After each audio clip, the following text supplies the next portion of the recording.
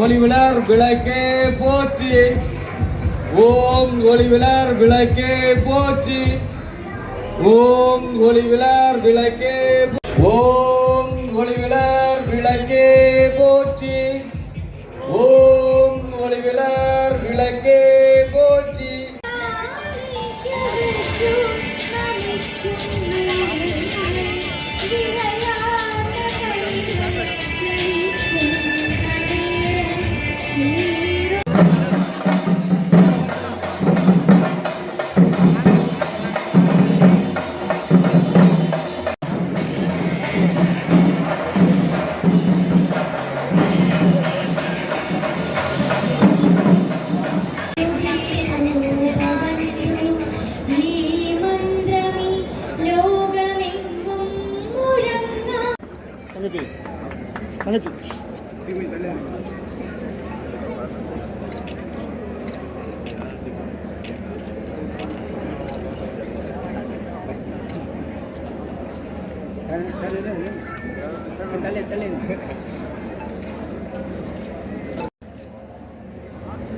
அடுத்ததாக நமது சிறப்பு விருந்தினரை கௌரவிக்கும் வகையில்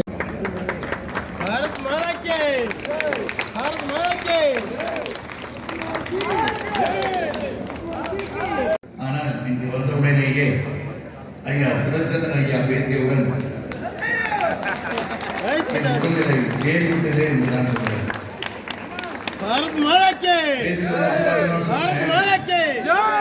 முதலில் நீங்கள் பேசிவிட்ட பிறகு பேசுவதற்கு என்னிடம் மன்னமே இல்லையே என்று சொன்னேன். நான் பேச வந்தது பல. இந்த விழாவில் நான் கலந்து கொள்கிறேன் என்று சொன்னால் இது இந்து கலாச்சார விழாவிற்காக மட்டுமல்ல, நாம் அனைவரும் ஒற்றுமையாக செயல்பட வேண்டும், ஒன்றாக இருக்க வேண்டும். தமிழகத்தில் 2026 பாரதிய ஜனதா கட்சி ஆட்சி வர வேண்டும். அந்த ஆட்சி எப்படி வரும் என்பதை தெல்ல தெளிவாக ஒரு சொல்ல வேண்டும் என்ற அடிப்படையில் இங்கு நாம் வருகிறோம். நமக்கு அனைவருக்கும் ஒரு பணி இருக்கிறது. இங்க ஐயா பேசும்போது ரொம்ப சிறப்பாக சொன்னார். இறை மீது நம்பிக்கை வைத்திருக்கின்ற அவர் நம் மக்கள் மீது நம்பிக்கை வைத்து எப்படி இருக்க வேண்டும், அது இந்துத்துவா என்பதை அடிப்படையில் அல்லாமலும் நம் உணர்ச்சிகளும் உணர்வுகளும் இங்கு ஒரு சிறந்த ஆட்சி அமைய வேண்டும். அந்த சிறந்த ஆட்சி இருக்கும் போதுதான் நம் வருங்காலம் சிறப்பாக இருக்கும் என்பதை தெல்ல தெளிவாக சிவச்சந்திரன் ஐயா அவர்கள் எடுத்துக் கூறியிருக்கிறார். அவர் சொன்னதெல்லாம் நீங்க உன்னிப்பாக கவனிச்சிருக்கணும்.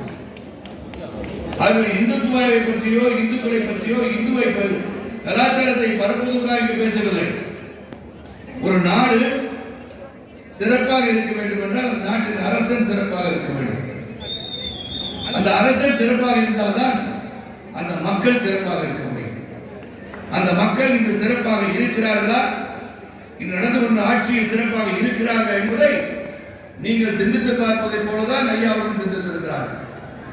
சொல்ல வேண்டிய கருத்துக்கள் பல இருந்தாலும் நேரம் அதிகமாகிவிட்ட சூழலிலும் அண்ணா பல்கலைக்கழகத்தில் முதற்கொண்டு பொள்ளாச்சியை பற்றி சொல்லி இங்க என்ன குறை சொல்கின்ற ஒரு அரசியல் நடந்து கொண்டிருக்கிறார். மக்கள் குறை தீர்க்கின்ற அரசு நடந்து கொண்டிருக்கிறது. இவர் சொன்னா அவர் பண்ணாரு, அவர் பண்ண நான் பண்ணல, இதுதான் பேசுறாங்க. மக்களை பற்றி சிந்தித்து மக்களுக்காக கொடுக்கப்படுகின்ற வாக்குகளை நிறைவேற்றுகின்ற ஒரு ஆட்சி நடைபெறவில்லை என்பதை தெல்ல தெளிவாக என்னால் கூற முடியும். எங்க அண்ணன் தர்மராஜ் அவர்கள் பேசுகிறேன் சொன்னார்கள். அன்பு தம்பி சரத்குமார் அவர்கள் இந்த இயக்கத்திலே தன் இயக்க சகோதரருடன் சேர்ந்திருக்கிறார் என்று சொன்னால் தேசம் சிறப்பாக இருக்க வேண்டும், நம் மக்கள் சிறப்பாக இருக்க வேண்டும் அடிப்படையில் வந்து இணைந்திருக்கிறார் என்று சொன்னார். உண்மைதான். தேசியத்தை நான் தழுவிக் கொண்டிருக்கிறேன் என்று சொன்னால் இன்றல்ல நேற்றல்ல. என் வலது தோள்பட்டையை பார்த்திருப்பவர்கள் படத்தில் பார்த்தவர்கள் தெரியும். அதுல வந்து தேசிய கொடியை பச்சை குத்திருப்பவன் தான் உங்கள் முன் இருக்கின்ற உணர்வு மட்டுமல்ல, உடலின் கூட என் எண்ணத்திலும் தேசியம் நம் நாட்டு மக்கள் சிறப்பாக இருக்க வேண்டும் என்ற எண்ணத்தில் பயணித்துக் கொண்டிருப்பவன் தான். சந்தித்த தலைவர்கள் பல, இருந்திருக்கின்ற இடங்கள் பல. ஆனால் தெல்ல தெளிவாக எங்கிருந்தால் நம் நாடு சிறப்பாக இருக்கும் என்பதை புரிந்து கொண்டு 16 ஆண்டுகள் நடத்திய சமத்துவ மக்கள் கட்சியை பாரதிய ஜனதா கட்சியுடன் இணைத்திருக்கிறேன்.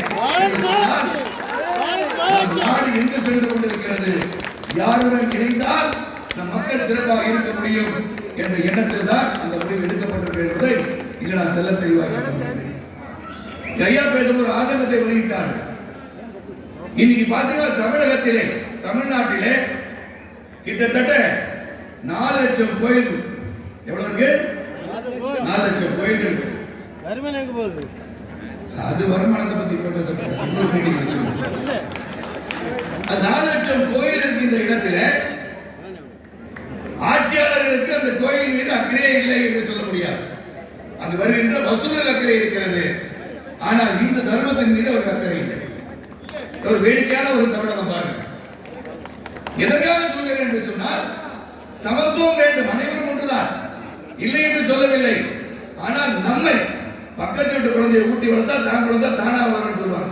அந்த பழமொழியை பார்க்க வேண்டிய சூழல் உருவாகி நாமும் சிறப்பாக இருக்க வேண்டும், பக்கத்து வீட்டில் இருக்கும் சிறப்பாக தான் இருக்கணும். அது எந்த ஒரு மாற்று கருத்தும் கிடையாது. சமத்துவம் பேசுகிறவன் தான் நான்.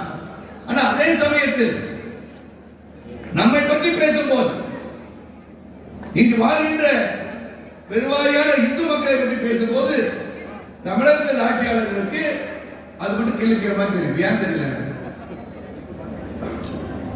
அன்பு சகோதரர் உதயநிதி ஸ்டாலின் வந்து கிறிஸ்துவ விழாவுக்கு போனா நான் ஒரு கிறிஸ்துவன் சொல்லிக்கிறேன். ஏன் நான் ஒரு இந்து, ஆனா கிறிஸ்துவ விழாவுக்கு வருவது பெருமை கொள்ளுது என்று சொல்லுங்களேன். யாரும் அடிச்சுடுவாங்க. நான் பெருமையான, நான் பல இடத்துக்கு போறேன், கிறிஸ்துவ விழா கொண்டாடுறேன், ரம்ஜான் கொண்டாடுறேன், எல்லாம் கொண்டாடுறேன். ஆனால் உண்மையை உணர்த்த வேண்டும். சிறுபான்மையை பாதுகாப்புன்றாங்க. என்ன பாதுகாப்பு? எங்காச்சும் அடிச்சு போடுறோமா? இல்லையே. ஏதாவது செய்கிறோமா? எந்த தீங்கு விளைவிக்காம 450 கரெக்டா இருக்கீங்க. அப்புறம் வாங்க நம்ம நிறைய பேசுறோம். தமிழகத்தின் போதைகள் ஒன்று அது ஒன்று. ஒருத்தர் கரெக்டா இருக்காங்க, 440 ஓட்டு ஏறிச்சு. நல்ல மனுஷன் தான், நம்மளை பத்தி பாராட்டி தான் பேசிட்டு இருந்தாலும் வருத்தமாக இருக்கிறது. தன் பணத்தை வீடெடுத்துக் கொண்டிருக்கிறாரே, போதை கடுமையாகி. என்ன சொல்ல வரேன்னா, இங்கு ஐயா பேசும்போது சொன்னதை நான் உணர்ந்து கொண்டேன். நாம யாரையும் பயப்படுத்துக்காக இல்லை என்பதை தான் பாரதிய ஜனதா கட்சி சொல்றாங்க. காஷ்மீர்ல வந்து 25 இடங்களை பாரதிய ஜனதா கட்சி வெற்றி பெறுகிறது சொன்னால், இன்று மக்கள் எங்க போறீங்க அப்படின்னு சொன்னா ஊட்டி கொடைக்கானல் போறது பத்தி நான் காஷ்மீர் போறேன்றாங்க. போக முடியுமா? 5 ஆண்டு செல்ல முடியுமா? சென்றிருக்க முடியுமா? சிந்தித்து பார்க்க. ஆக அங்க இருக்கின்ற மக்கள் இன்று சிறப்பாக இருக்கிறார்கள். இஸ்லாமிய சகோதர சகோதரிகள் சிறப்பாக இருக்கிறார்கள். அங்க போய் பேட்டி எடுத்தா இஸ்லாமிய சகோதர சகோதரிகள் நாங்க நல்லா இருக்கோம், இங்க வந்து நிறைய பேர் வராங்க, சுற்றுலா பயணிகள் வராங்க, எங்கள் தொழில் நல்லா இருக்கு, எங்கள் மக்கள் சிறப்பாக இருக்கிறார்கள் சொல்கிறாங்க. யாரா? 370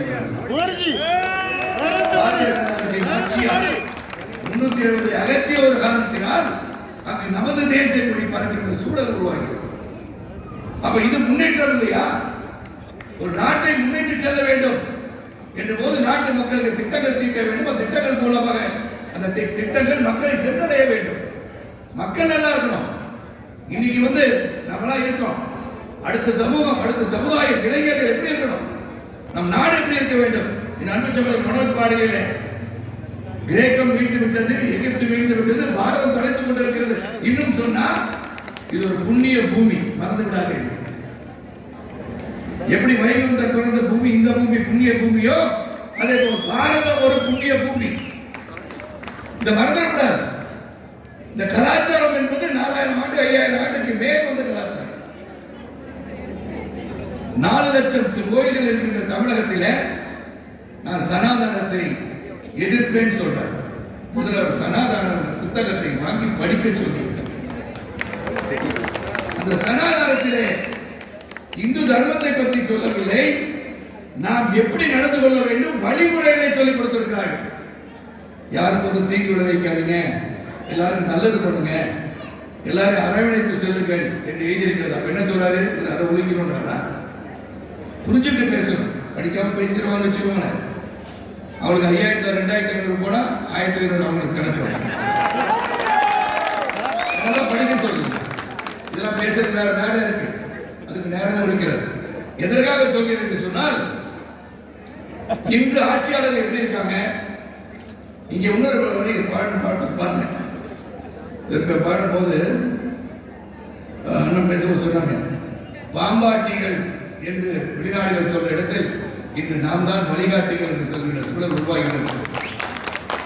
நான் பார்த்து தெரிஞ்சு போலாம், காற்று போலாம், வெளிநாட்டில் தான் மகுடி ஊதி போட்டு இருப்பான். அந்த கைது மேலே போவோம், நல்ல கிழிஞ்ச சட்டையை போட்டுப்பா, அதான் இந்தியான்னு போட்டிருப்பான். யாரு? ஆங்கிலேயர்கள். இன்னைக்கு அப்படி இல்லை. உலக அளவில் இன்று பாரதிய ஜனதா கட்சி மட்டுமல்ல, மோடிஜி அவர்களுக்கு பெருமை. அமெரிக்க ஜனாதிபதி வெற்றி பெறுகிறார் ட்ரம்ப். அப்ப என்ன நடக்குது? ட்ரம்ப் வந்து செல்கின்ற அந்த முதல் வந்த நிகழ்ச்சியில மோடிஜி வாழ்க, மோடிஜி வாழ்க, மக்களுக்கு கேட்கவில்லையா என்று நான் கேட்கிறேன். ஒரு சிறந்த ஆட்சியாளர் மூன்றாவது முறையாக பாரதத்தின் பிரதமராக வந்திருக்கிறார். சாதாரண விஷயமா? 3 முறை குஜராத் மாநிலத்தின் முதலமைச்சர், 3வது முறை பாரதத்தின் பிரதமர். நாம் சிந்திக்க வேண்டும். அனைத்து சகோதர சகோதரிகளும் சாதாரண விஷயம் கிடையாது. உழைப்பு இருந்திருக்கிறது, உறுதி இருக்கிறது, நேர்மை இருந்திருக்கிறது, நியாயமும் தர்மமும் அவர்கள் இருந்திருக்கிறது. ஆகவே இந்தியாவின் வழிகாட்டியாக, இந்தியா உலகத்திற்கே வழிகாட்டியாக இருக்கிறது. அதெல்லாம் புரிஞ்சுக்கணும். ஒரு 20 ஆண்டுகளுக்கு முன்பு வெளிநாடுக்கு போகும்போது நம்ம இந்த கடைக்குள்ள போனாலும் கிட்ட கூட வர மாட்டாங்க. ஏன்னா நம்ம போனா இவங்க வந்து பிச்சைக்கார நாட்டில் வந்திருக்கான், எங்க வாங்க போறாங்க. இப்போ போய் பாருங்க, தெரு வரைக்கும் ஓடி வந்து உள்ள கூட்டு போயிடுவான். காரணம் யார்? மோடிஜி. இந்தியா சொல்லுக்காக காத்துக் கொண்டிருக்கிறார்கள். குட்டனை பார்த்தால் அலறுகிறது உலகம், ஆனா இவரை பார்த்தா அரவணைச்சுக்கிறார். ஓடோடி வந்து கையில் உணர்ச்சியோடு சொல்கின்றேன். நான் பலரையும் சந்தித்திருக்கேன், பெரிய பெரிய தலைவர்கள் இணைந்து செயலாற்றுகின்றேன். ஆனால் இன்று நமக்கு தேவை ஒரு ஆட்சி மாற்றம். அந்த ஆட்சி மாற்றம் உறுதியாக வர வேண்டும் என்று சொன்னால் நாம் ஒற்றுமையாக வேண்டும். நான் சொன்னேன், நமது மாநில தலைவர் அண்ணாமலைஜி அவர்களிடம் சொன்னேன், நான் கிறிஸ்துவ விழாவுக்கு சென்று கொண்டு வருகின்றேன், இஸ்லாமிய சகோதர சகோதரிகளை சந்தித்துக் கொண்டிருக்கின்றேன். நான் சந்தித்து முடித்த 2ஆம் கட்டத்தில் நீங்கள் வருகிறீர்கள். உங்கள் மீது அவர்களுக்கு நம்பிக்கை இருக்கிறது, இந்த தேசத்தின் மீது அவருக்கு நம்பிக்கை இருக்கிறது, பாரதிய ஜனதா கட்சியின் மீது அவருக்கு நம்பிக்கை இருக்கிறது என்று சொல்லியிருக்கிறார். காரணம் நம்பிக்கை இருக்கு, ஆனால் நம்பிக்கை இல்லாத போல் உணர்வுகளை ஏற்படுத்தி கொண்டிருப்பது இந்த திராவிடர் மாடல்கள். என்ன திராவிட மாடல்? நல்லா கேட்டாங்க, திராவிட மாடல் என்ன? நீங்க இன்னொருத்தரை பத்தி பேசுறதா திராவிட மாடலா?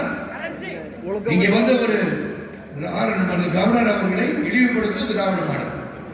நீங்க வந்து வேற பிரச்சனை எல்லாம் திசை திருப்பதற்காக தமிழ் தாய் வாழ்ந்ததுக்கு அப்புறம் தேசிய கீதம் வந்து போடுறது உங்களுக்கு என்ன பிரச்சனை? 1990க்கு மேல அந்த முதல்ல வந்து அந்த அம்மா 1900 புரட்சி தலைவர் இருந்தபோது 1991 அதை போட ஆரம்பிச்சாங்க. ஆனா கொண்டு வந்தது கலைஞர் அவர்கள்.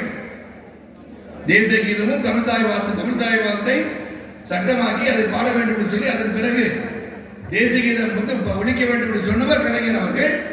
அதை நடைமுறைக்கு வரவில்லை. அதிமுக ஆட்சி வந்த பிறகு நடைமுறைக்கு வந்தது. இவங்களுக்கு அது வலிக்குது. அவங்க வந்து உள்ள வந்துட்டாருன்னா கவர்னர், நீங்க தப்பா எழுதி கொடுத்தா, நீங்க எழுதி கொடுத்தாலும் சரியா படிக்க தெரியாது, அவர் எழுதி கொடுத்தா சரியா படிச்சனால நீங்க எழுதிருக்க தப்பா எழுதி கொடுத்தீங்க, நான் இதை படிக்க மாட்டேன், பேச மாட்டேன். என்ன தப்பு? நாங்கள் சாதித்து விட்டோம் சொல்லி எழுதிருக்கீங்க. கிட்டத்தட்ட 10 லட்சம் கோடி மக்களை உணர்ந்து கொள்ளுங்கள். 10 லட்சம் கோடி. 2025 மார்ச் மாசம் வந்தா தமிழகத்தின் கடன் 9,56,55,000 சொச்சம் அப்படின்னு சொன்னா 10 லட்சம் கோடி கடன் தமிழகம் கடல்ல இருக்கும். ஒரு வருடத்திற்கு 63,000 கோடி வட்டி கட்டணும். யாரு விட்டு பணம்? நல்லா சிந்திச்சு பாருங்க.